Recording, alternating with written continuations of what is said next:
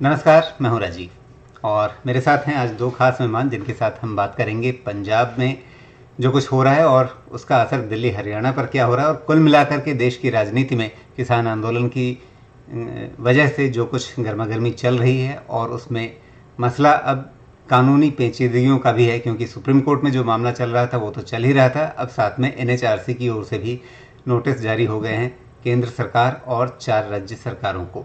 तो इन सब का मतलब क्या है समझेंगे हम। कैप्टन अमरिंदर सिंह ने एक खास बात कही कि जो किसान आंदोलनकारी हैं वो पंजाब में आंदोलन न करें, क्योंकि उससे पंजाब को बड़ा आर्थिक नुकसान हो रहा है। उसके बदले उन्होंने कहा कि आप दिल्ली और हरियाणा में आंदोलन कीजिए। तो ये एक बड़ी दिलचस्प सी बात है और विचित्र भी बात है कि एक राज्य का मुखिया कह रहा है कि नहीं, हमारे यहाँ परेशानी खड़ी मत करो, जाके दूसरे 2 राज्यों में परेशानी खड़ी करो।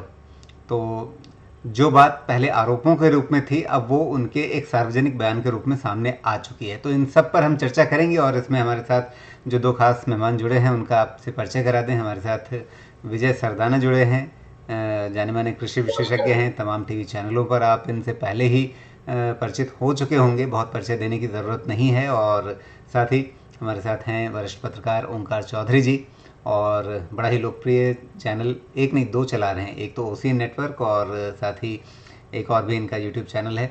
दोनों ही बड़े लोकप्रिय हैं। तो लोग एक चैनल लोकप्रिय बनाने में लोगों के पसीने छूटते हैं, आप 2-2 लोकप्रिय चैनल चला रहे हैं, एक साथ चला रहे हैं। और काफ़ी बारीक नज़र इनकी इस पूरे घटनाक्रम पर है, क्योंकि पंजाब हरियाणा का जो केंद्र है, मतलब जो राजधानी चंडीगढ़ है दोनों राज्यों की, वहाँ पर लंबे समय तक इन्होंने पत्रकारिता की है, वरिष्ठ पदों पर रहे हैं। तो वहाँ की सारी निटिग्रिटीज जो हैं उसको अच्छे से जानते हैं। तो अब ज़्यादा समय ना लेते हुए अब सीधे विषय पर आते हैं। पहली चीज़ तो ये हुई है जो कैप्टन अमरिंदर सिंह ने कही है बात, उस पर शुरू करते हैं।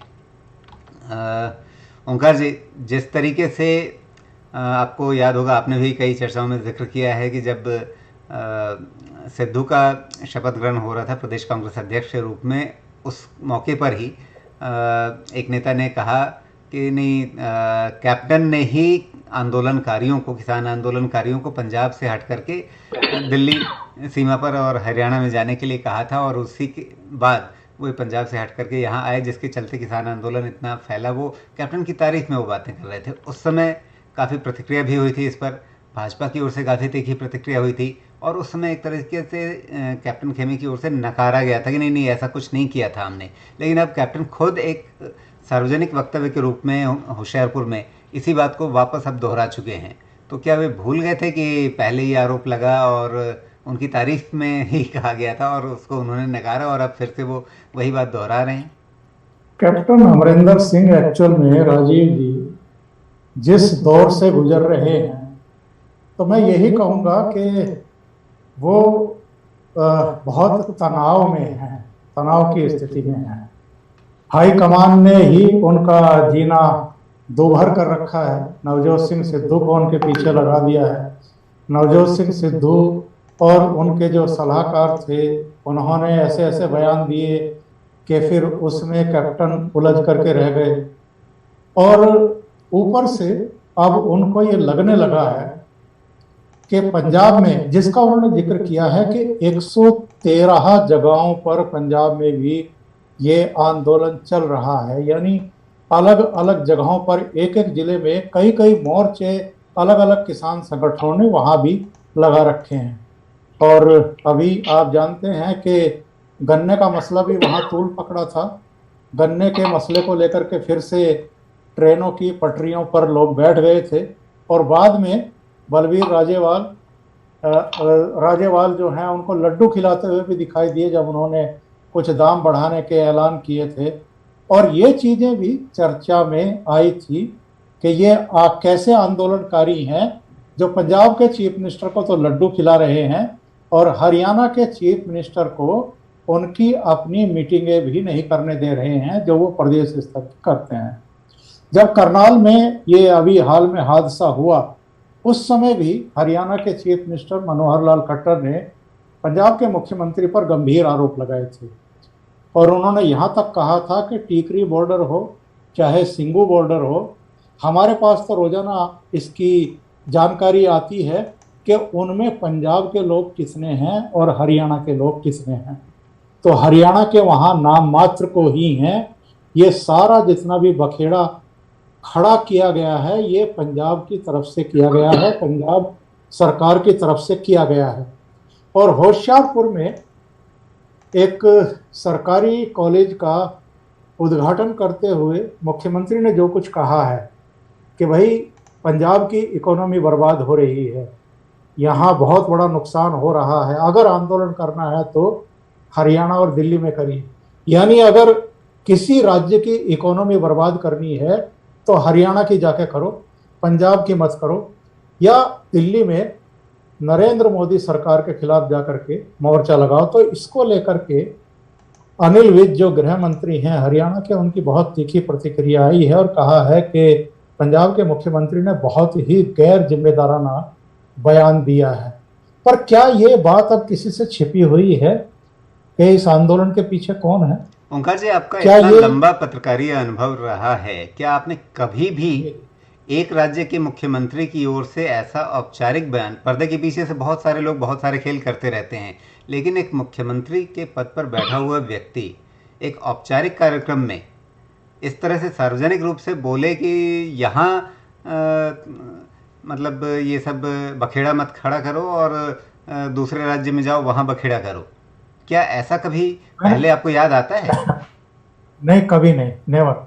मैंने इसीलिए शुरुआती जो मेरा वाक्य था वो ये था कि ऐसा लगता है कि कैप्टन अमरिंदर सिंह काफी तनाव में है। अब वे कैप्टन कूल नहीं रह गए। हाँ, मतलब वो जो है कई तरफ से गहरे तनाव में है, बल्कि अवसाद में है, और ये भूल गए कि वो एक संवैधानिक पद पर हैं, एक जिम्मेदार पद पर हैं। वो किसी पॉलिटिकल पार्टी के नेता नहीं हैं, बल्कि एक राज्य के चीफ मिनिस्टर हैं। तो उनको अपने पड़ोसी राज्य के बारे में इस तरह की बातें करने से पहले 10 बार सोचना चाहिए। लेकिन अगर उन्होंने ये कहा है तो इसके पीछे की मानसिकता समझने की जरूरत है। केवल कैप्टन अमरिंदर सिंह नहीं, जिन सुनील जाखड़ की तरफ आपने इशारा किया था नवजोत सिंह सिद्धू के कार्यभार ग्रहण समारोह में, ये इसको मैं कहता हूं लफाड़ीपन में कई बार नेता जो हैं वो अपनी पीठ थपथपाने के लिए कुछ ऐसी बातें कर देते हैं जिसमें सच्चाई निकल करके सामने आ जाती है। तो किस तरीके से ये पूरा आंदोलन कांग्रेस ने डिजाइन किया था, क्यों किया था, मकसद क्या था और कितने लंबे समय तक चलेगा, ये भी इन्होंने पहले से ही सोच करके रखा हुआ था।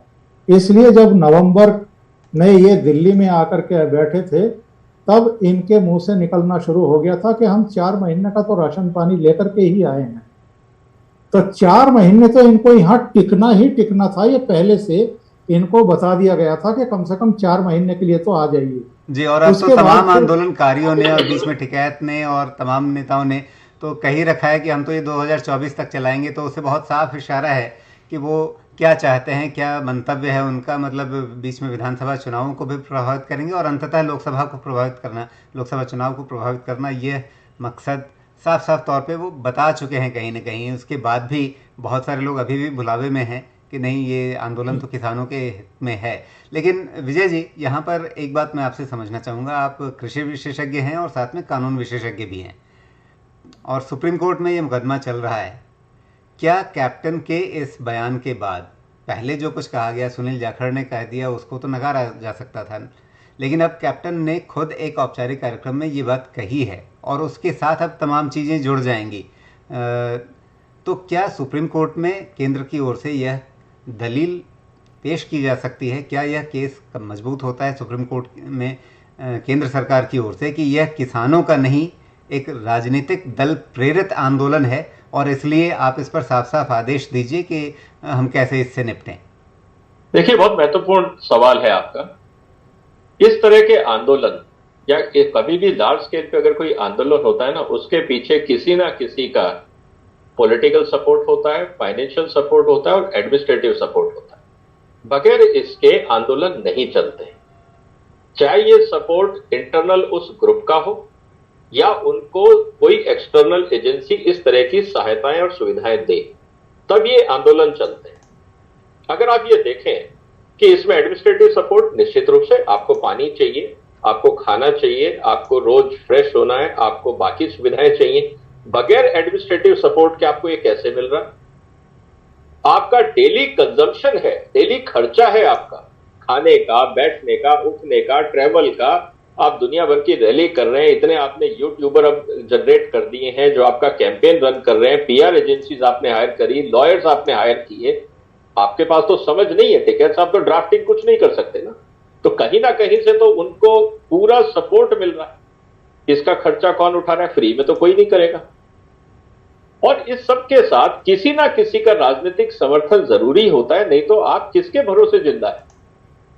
कहीं ना कहीं तो आपको किसी ना किसी की तो छत्र छाया सही है, नहीं तो आपको कोई बैठने भी नहीं देगा। तो एक पॉलिटिकल सपोर्ट भी जरूरी होता है। तो पहले दिन से मैं इस बात को कह रहा हूं कि किसान आंदोलन नहीं है, ये उन लोगों का आंदोलन है जिनका political, financial and administrative interest इनसे जुड़ा हुआ है। और सबसे ज्यादा अगर आप 3 कानून पढ़ें तो आपको यह साफ समझ में आता है कि इस तीनों कानून में सिर्फ एक ही ऐसा सेगमेंट है जिसके खिलाफ यह कानून जाता है, और वो है बिचौलिया तंत्र। क्योंकि कानून यह कहता है कि आप बगैर कमीशन के भी ट्रेड कर सकते हैं और मंडी के बाहर भी ट्रेड कर सकते हैं। ये 2 लाइनें हैं जो पूरे कानून में नेगेटिव हैं, और ये नेगेटिव है सिर्फ बिचौलिया तंत्र के लिए। अगर ये दोनों लाइनें लागू हो जाती हैं, अगर ये कानून लागू हो जाता है, तो बिचौलिया तंत्र का क्या होगा? क्योंकि बिचौलिया तंत्र ही तो पॉलिटिकल फंडिंग करता है, वही तो एडमिनिस्ट्रेटिव फंडिंग होती है। तो सारा आपका पॉलिटिकल पावर, फाइनेंशियल पावर तो बिचौलिया तंत्र के हाथ में, और सरकार के हाथ में एडमिनिस्ट्रेटिव पावर है। तो बगैर मिले जुले बिचौलिया तंत्र और सरकार की मिली भगत के बगैर ये आंदोलन ना चल सकता है, ना टिक सकता है। ये है इसकी आधारभूत संरचना। बाकी तो सब मुखौटे। अगर आज टिकैत कोई या राजनीति, जितने भी आप किसान नेता हैं, इनको रोज मीडिया में हेडलाइन बनाने के लिए एक रोज नया डायलॉग बोलना पड़ता है ताकि वो हेडलाइन बने। तो आप इस बात से समझ सकते हैं कि अब महत्वाकांक्षाएं, मीडिया में आने की जो महत्वाकांक्षा है, अपने आप को नेता समझाने की महत्वाकांक्षा है, क्योंकि ये बहुत बड़ी लत लग गई है अब किसान नेताओं को कि रोज अखबार में नाम छपना चाहिए। इसीलिए जिस दिन अखबार उनको भाव नहीं देता तो वो मीडिया को गाली देने लगते हैं कि तुम लोग मीडिया कवरेज ढंग से नहीं कर रहे हो। इसीलिए उनकी मजबूरी है। तो क्या हुआ है कि अब आप इसका एनालिसिस समझ, और उसी खींच में किसी महिला रिपोर्टर को उनके लोग घेर भी लेते हैं और बदसलूकी भी कर लेते हैं। मैं वही कह रहा हूं। अब ये जिसे कहते हैं ना कि अब ये एक नशा हो गया है। अगर आप किसी नशेड़ी को नशा नहीं दो और आप कहो कि ये नशा तेरे लिए अच्छा नहीं है, तो वो आप ही को गाली देता है। आज किसान नेताओं की हालत ये हो गई है कि ये जो मैंने कहा कि जो फाइनेंशियल सोर्सेज हैं, जो पॉलिटिकल पावर्स हैं, ये उनके हाथ में कठपुतलियां बन गए, और इनको सामने, कैमरे के सामने बैठा के ये बता दिया गया है कि अब आप बहुत बड़ा देश में एक चेहरा बन गए हैं। अब ये इनको एडिक्शन हो गया है कैमरे के सामने बैठने का। अब ये बगैर उसके रह नहीं सकते।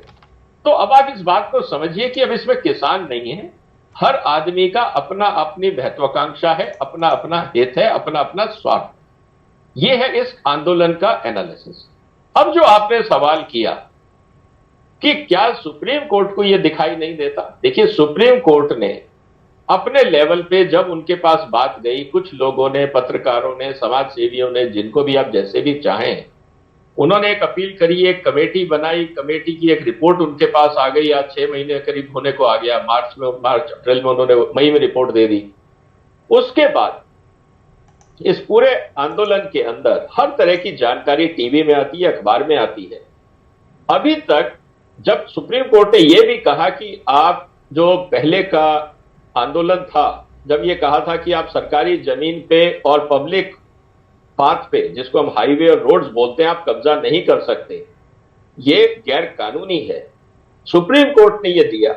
उसके बाद भी ना सरकार ने ना पुलिस ने कोई कार्रवाई करी। इसका मतलब बहुत सिंपल था कि सरकार का ये कहना था कि हां अभी गलतफहमी है, वक्त के साथ साथ जैसे जैसे लोगों को समझ में आएगी बात, ये लोग अपने आप मार्जिनलाइज होते जाएंगे। लेकिन इसका साइड इफेक्ट यह हुआ कि जहां जहां ये प्रदर्शन चल रहे हैं वहां आसपास के लोगों के लिए बहुत बड़ी मुसीबत हो गई। मेरे पास खबर आ रही है, आप लोगों के पास भी होगी, टिकरी बॉर्डर के आसपास गांव परेशान हैं, लोग दुखी हैं, वहां की महिलाओं और लड़कियों के साथ बदतमीजियां की जाती हैं, वो बाहर निकलना उन लोगों ने बंद कर दिया है। सिंगू बॉर्डर के आसपास सारा व्यापार बंद सा हो गया है। गाजीपुर में आपने देखा होगा, एक टीचर ने भी एक PIL डाली थी कि साहब हमें 2 घंटे लगते हैं अपने स्कूल जाने में, मेरे को कैसे मैं अपना घर चलाऊंगी, मैं सिंगल मदर हूं, या जो भी उनका आर्ग्यूमेंट था। तो हम लोगों का जीना दूभर हो गया है। लेकिन सुप्रीम कोर्ट ने फिर अपनी पुरानी बात को दोहराया था कि हमने तो कहा है कि आप सरकारी जमीन और सड़कें खाली करें, लेकिन अब जो इंपॉर्टेंट चीज आई है वो आई है ह्यूमन राइट्स को लेकर। वो इसलिए मुझे ये लगता है कि अब ह्यूमन राइट्स के पास ये पावर है कि कहीं पे अगर देश के नागरिकों के साथ अत्याचार या अन्याय हो रहा है, चाहे कोई भी कर रहा है, चाहे लेकिन पुलिस यहाँ करे, एक बड़ा सवाल जो आपने NHRC की बात कही, राष्ट्रीय मानवाधिकार आयोग ने जो नोटिस जारी किया है केंद्र सरकार को और साथ में 4 राज्यों को, जो खासतौर पे 4 प्रभावित राज्य हैं, उत्तर प्रदेश हो गया, दिल्ली हो गया, राजस्थान और हरियाणा, इन चारों राज्यों की सरकार को मुख्य सचिव के माध्यम से और इन चारों राज्यों की पुलिस को उनके पुलिस महानिदेशक या पुलिस आयुक्त के माध्यम से नोटिस जारी हुआ है। और उसमें यही सारे प्रश्न हैं। 9000 से ज़्यादा इकाइयाँ, छोटी बड़ी इकाइयाँ जो औद्योगिक इकाइयाँ हैं, उद्योग धंधे हैं, वो प्रभावित हो रहे हैं और तमाम लोगों को जो तकलीफ़ हो रही है, चाहे यात्री हों, रोगी हों, मरीज हों, बूढ़े बुजुर्ग हों, इन सबको तकलीफ़ हो रही है और काफ़ी लंबा इनको हर रोज़ जाम से गुजरना पड़ता है या बहुत लंबी दूरी तय करके उन्हें जाना पड़ता है। ये सारी बातें उस नोटिस में कही गई हैं। लेकिन प्रश्न ये है कि सुप्रीम कोर्ट में जब ये मामला था, उनके पास सारा कुछ पहले से है विषय, और उन्होंने पहले से कह रखा है खुद ही कि आप इस तरह से सार्वजनिक संपत्ति और सड़कों को जाम करके इतने लंबे समय तक नहीं रख सकते, तो उन्हें एक स्पष्ट आदेश देने में क्या परेशानी थी, जबकि मांग यही की गई थी उनसे। ऐसा नहीं कि मांग नहीं की गई थी, याचिका इसी बात पर थी कि ये सड़क खाली करवाइए, इससे लोगों को बहुत तकलीफ हो रही है। तो एक स्पष्ट आदेश देने के बदले सरकार की ओर ठेल देना, और सरकार राजनीतिक नफ़ा नुकसान जोड़ती रहती है कि हम वहाँ बल प्रयोग करेंगे तो उससे किसान आंदोलन कहीं और भड़क न जाए, तो सरकार चुपचाप बैठी रहेगी, अदालत देश की सबसे बड़ी जो है वो कोई फैसला नहीं देगी, और फिर अब उसके बाद सर्वोच्च अदालत से नीचे, आखिर उससे नीचे ही है राष्ट्रीय मानवाधिकार आयोग, तो अब NHRC को ये नोटिस जारी करना पड़ रहा है। तो ये घूम फिर करके कान को टेढ़े तरीके से पकड़ने की जरूरत क्या थी? देखिए, बहुत बहुत महत्वपूर्ण सवाल आपने किया। आप इस बात को समझिए कि पिछले कुछ दिनों से सुप्रीम कोर्ट पे एक आक्षेप और आरोप लग रहा था कि सुप्रीम कोर्ट वही करती है जो सरकार चाहती है। वो आम आदमी के हित की बात नहीं करती, वो सरकार की बात को दोहराती है। मतलब अब सुप्रीम कोर्ट भी आरोपों, प्रत्यारोपों और राजनीतिक बयानबाजियों को ध्यान में रख करके फैसले देगा, या कानूनन क्या सही क्या गलत है उस पर फैसले देगा? बिल्कुल सही कहा। यहां पे आती है आपकी स्टैंडिंग।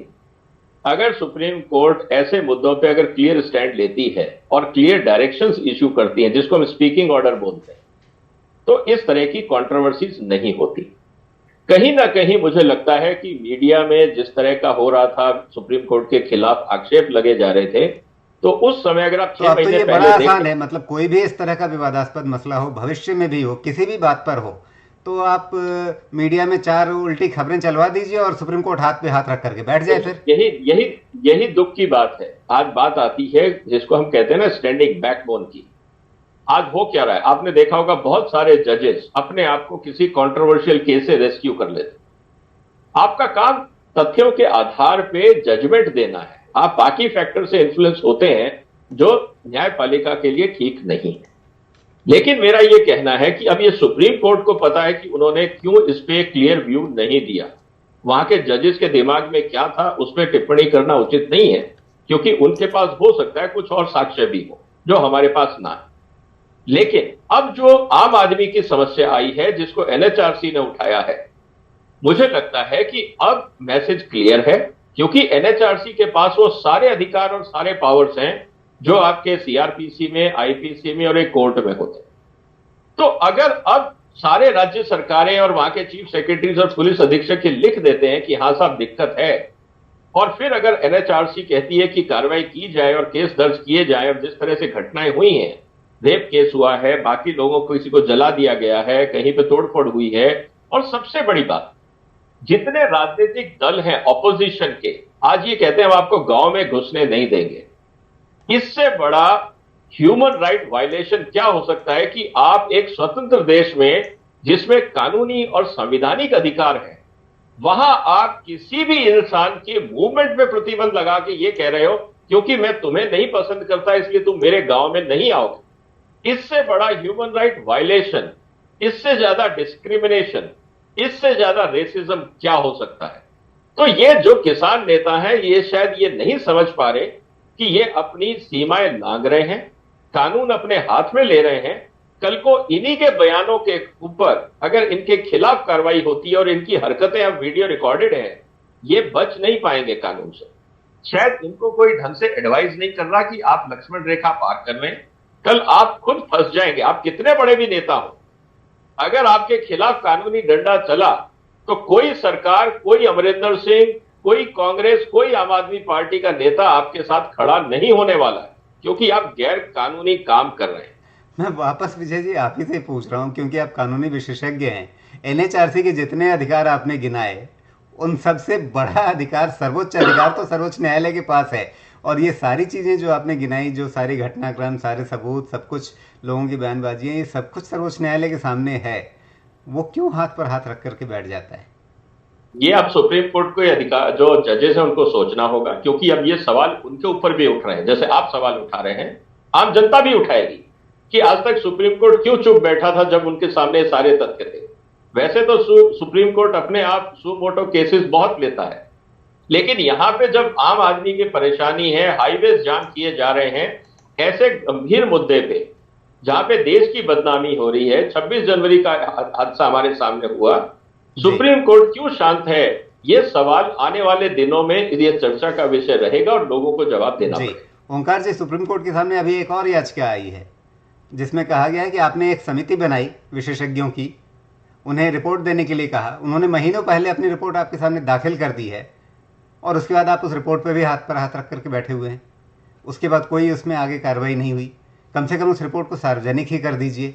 अंततः सुप्रीम कोर्ट क्या चाहता है? मतलब उसे कुछ न करना पड़े, उसके पास जो लोग न्याय मांगने के लिए आए उसे वो न्याय न दे, और ये मसला राजनीतिक लोग ही सुलझाते रहें। नहीं, सुप्रीम कोर्ट का इस पूरे प्रकरण में शुरू से ही रवैया ठीक नहीं है। मैं स्पष्ट कह रहा हूँ, सुप्रीम कोर्ट का रवैया ठीक नहीं है। यह सुप्रीम कोर्ट के अधिकार क्षेत्र में ही नहीं था कि आप 3 कृषि कानूनों को होल्ड पर रख दें, और बेवजह होल्ड पर रख दें। कोई कारण नहीं था। सुप्रीम या तो कोर्ट आप उन्हें अवैध करार दे देते कि नहीं, वो संवैधानिक रूप से सही नहीं है। सुप्रीम कोर्ट संसद द्वारा पारित किए गए किसी भी कानून को कैसे रोक सकती है, कैसे होल्ड पर रख सकती है? सुप्रीम कोर्ट को यह अधिकार नहीं है, क्योंकि या तो आप ये कहें जो अभी आपने कहा कि साहब ये कानून अवैधानिक तरीके से पारित कर दिए गए हैं। ऐसा तो है नहीं। लोकसभा ने भी और राज्यसभा ने भी उसको मंजूरी दी है, राष्ट्रपति की उस पर मोहर लगी है। जब तक आप उसकी पैमाइश ना करें, न्यायिक समीक्षा ना करें, तब तक आप किसी भी कानून को इस तरीके से होल्ड पर कैसे रख सकते हैं? एक तरफा फैसला लेते हुए सुप्रीम कोर्ट ने वो कानून होल्ड पर रखा। नंबर 2, आपने एक 4 सदस्यीय कमेटी गठित कर दी, और उसमें सारे विशेषज्ञ, उनमें एक भारतीय किसान यूनियन पंजाब के मान साहब भी थे, जिन्होंने बाद में पंजाब की राजनीति के दबाव में आकर के इस्तीफा दे दिया, 2 दिन के भीतर इस्तीफा दे दिया। जो बाकी के 3 सदस्य थे वो भी विशेषज्ञ हैं। उन्होंने लंबी सुनवाई की और सभी फरीकों से सुनवाई की।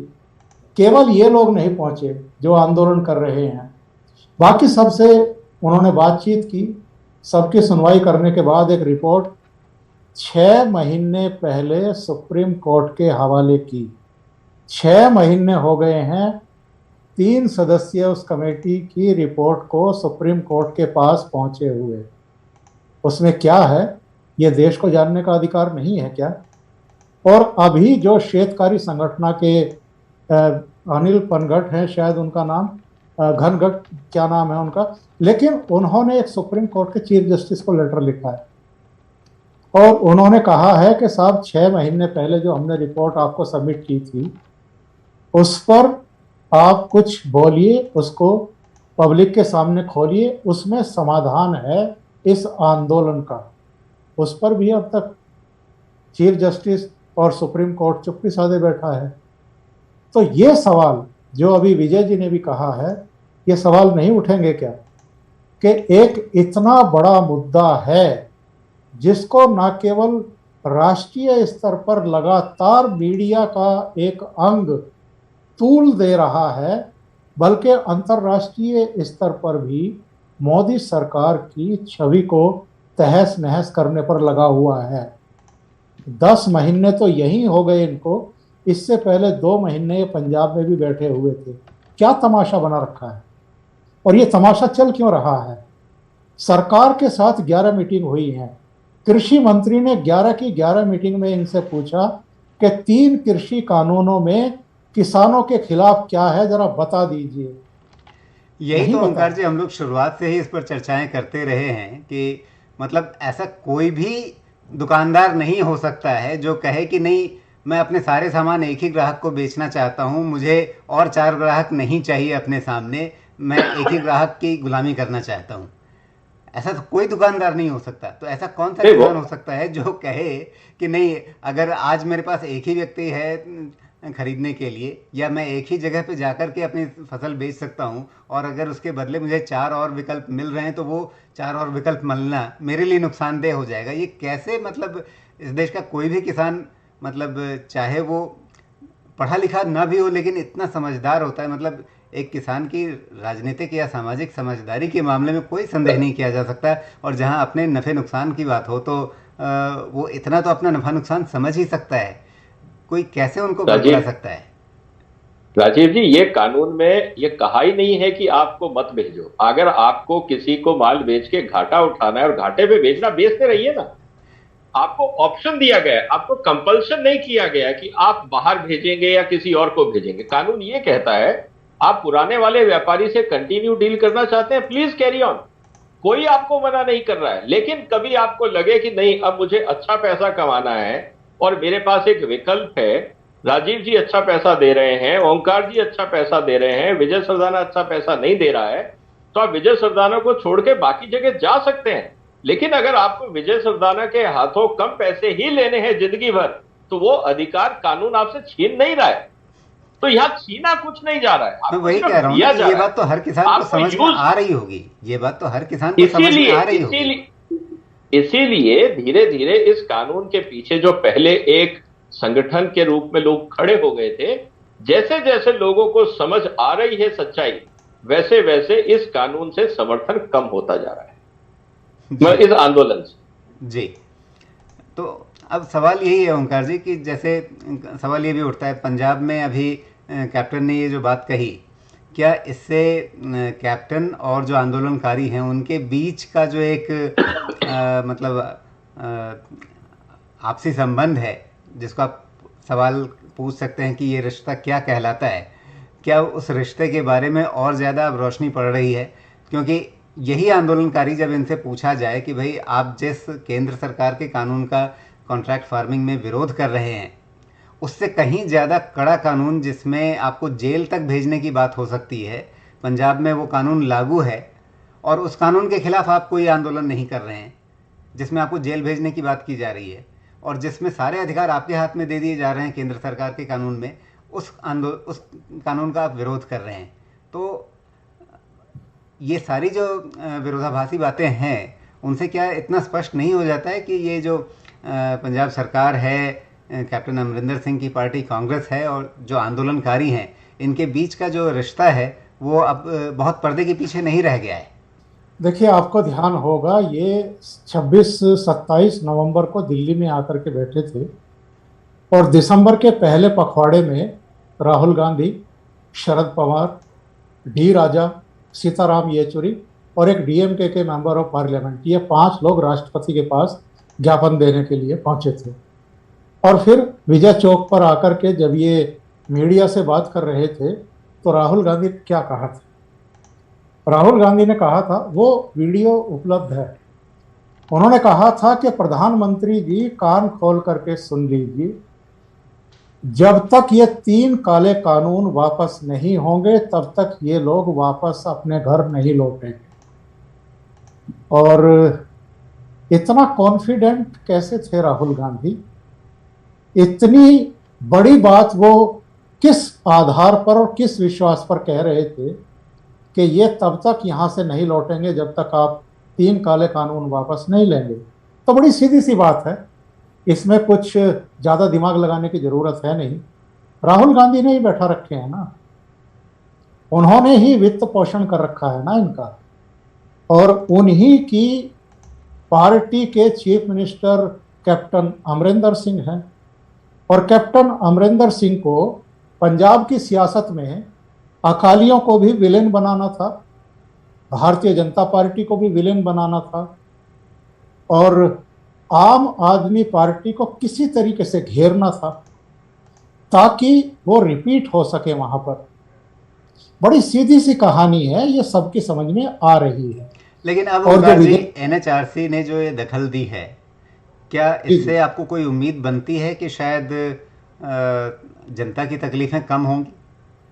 देखिए, मुझे लगता है कि एनएचआरसी ने जब अपनी रिपोर्ट कलकत्ता हाई कोर्ट में दी थी, उसके एक पैनल ने वहाँ की हिंसा पर, क्योंकि कलकत्ता हाई कोर्ट ने एनएचआरसी के एक पैनल से कहा था कि आप मौके पर जाइए जहाँ जहाँ हिंसा हुई है और अपनी एक तटस्थ स्वतंत्र रिपोर्ट बना करके हमको दीजिए।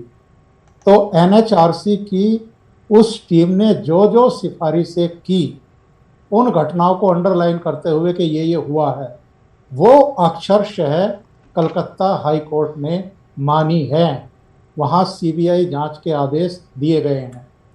एनएचआरसी अगर अपनी रिपोर्ट जो अब राज्यों से आने वाली है, 4 राज्यों से आने वाली है, दिल्ली सरकार से आएगी। दिल्ली सरकार से मैं बहुत ज़्यादा उम्मीदें करता नहीं हूं कि अरविंद केजरीवाल की सरकार इस आंदोलन की वजह से दिल्ली की जनता को कोई रत्ती मात्र भी परेशानी हुई हो ऐसा लिख करके एनएचआरसी को भेजेंगे। लेकिन दिल्ली सरकार के मुख्य सचिव की रिपोर्ट और दिल्ली पुलिस की रिपोर्ट, दोनों में अंतर हो सकता है, और उसमें अंतर विरोध दिखाई देगा, साफ साफ दिखाई देगा। हाँ, हरियाणा, उत्तर प्रदेश, ये 2 राज्य जरूर पॉजिटिव रिपोर्ट भेजेंगे और बताएंगे कि लोगों को बहुत बड़ी परेशानी है।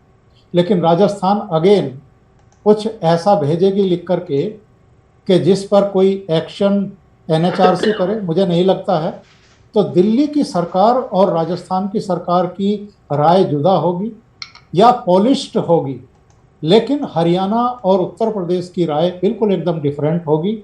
और उस पर एनएचआरसी जो है वो निर्देश दे सकती है, मामले दर्ज करने के भी, इन जगहों को खाली करने के आदेश भी जारी कर सकती है।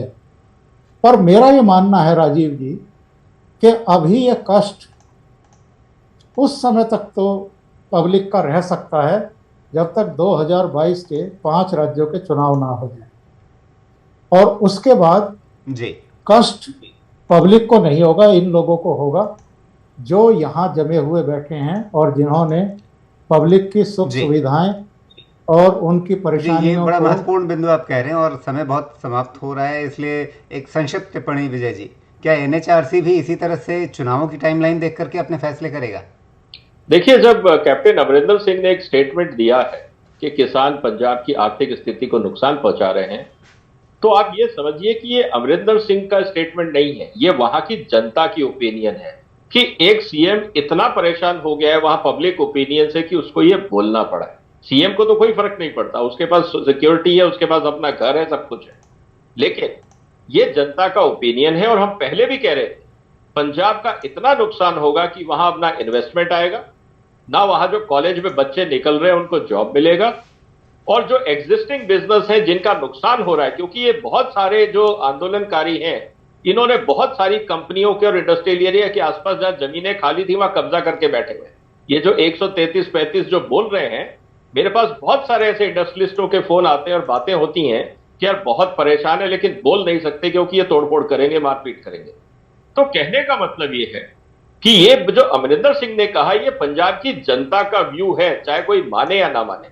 नहीं तो सीएम इतना बड़ा पॉलिटिकल रिस्क नहीं लेगा इतना बड़ा स्टेटमेंट बोल के। लेकिन फिर तो एनएचआरसी आने क्या वाले करेगा? दिनों में क्या जैसा ओंकार जी कह रहे थे कि 22 तक तो कुछ नहीं होगा, क्या वैसी ही बात मान नहीं, करके देखिए ऐसा है कि एनएचआरसी ने एक प्रक्रिया शुरू कर दी कि अब जो स्टेटमेंट्स आएंगे, ऐसा तो कोई नहीं लिखेगा पुलिस कमिश्नर या चीफ सेक्रेटरी की नहीं प्रॉब्लम खत्म हो गई या प्रॉब्लम है, उनको एविडेंस देने पड़ेंगे, उनको प्रूफ देने पड़ेंगे। और जब वो एविडेंस और प्रूफ सबमिट करेंगे एनएचआरसी को, वो सारे एविडेंस होंगे और फिर एनएचआरसी कहेगी जब आपके पास ये सब है तो कार्रवाई करिए। और जब कार्रवाई शुरू होगी, वो भारत सरकार में टाइम लग सकता है कि 2 महीने बाद हो, 4 महीने बाद हो, इलेक्शन के बाद, वो बात अलग है। लेकिन चलिए अभी उसका इंतजार करना शुरू हो पड़ेगा। गया। लेकिन फिलहाल हमारी इस बातचीत का समय यहाँ समाप्त हो रहा है। बहुत बहुत धन्यवाद आप दोनों का।